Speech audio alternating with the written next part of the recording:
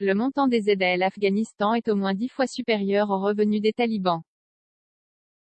Sans elles, l'avenir du pays s'annonce complexe. Après le choc, les questions. De quels moyens disposeront les talibans pour gouverner en Afghanistan? Dans l'un des pays les plus pauvres du monde, sous perfusion étrangère depuis 20 ans, les perspectives économiques s'assombrissent au lendemain du coup de force des islamistes. Certains pays ont gelé leur soutien financier dès lundi. Et, le Fonds monétaire international a annoncé mercredi qu'il suspendait ses aides en faveur de Kaboul en raison de l'incertitude entourant le statut des nouveaux dirigeants dans la capitale.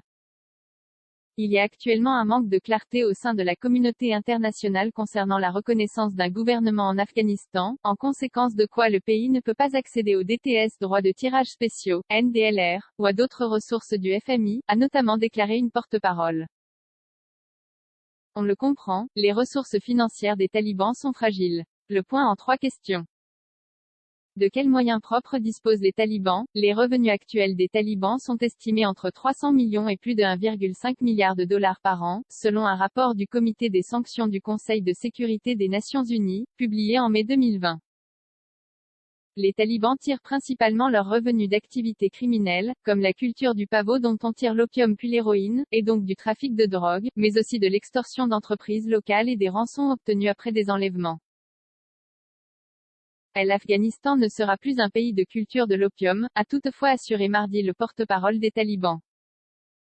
Mais pour l'heure, malgré les milliards de dollars dépensés par la communauté internationale pour éradiquer le pavot, l'Afghanistan produit plus de 80% l'opium mondial. Des centaines de milliers d'emplois en dépendent dans ce pays de 38 millions des habitants ravagés par le chômage après 40 ans de conflit. Une bonne partie de leurs revenus provient également de la perception des impôts, explique Charles Kupchan, expert au Council on Foreign Relations, CFR, soulignant qu'ils sont devenus experts en la matière en taxant à peu près tout sur les territoires qu'ils contrôlent, des projets gouvernementaux aux marchandises. À quel point l'Afghanistan dépend-il des aides étrangères? En 2020, les flux d'aide ont représenté 42,9% du produit intérieur brut afghan qui s'élevait à 19,81 milliards de dollars, selon les données de la Banque mondiale qui note que l'économie de l'Afghanistan se caractérise par sa fragilité et sa dépendance à l'aide internationale.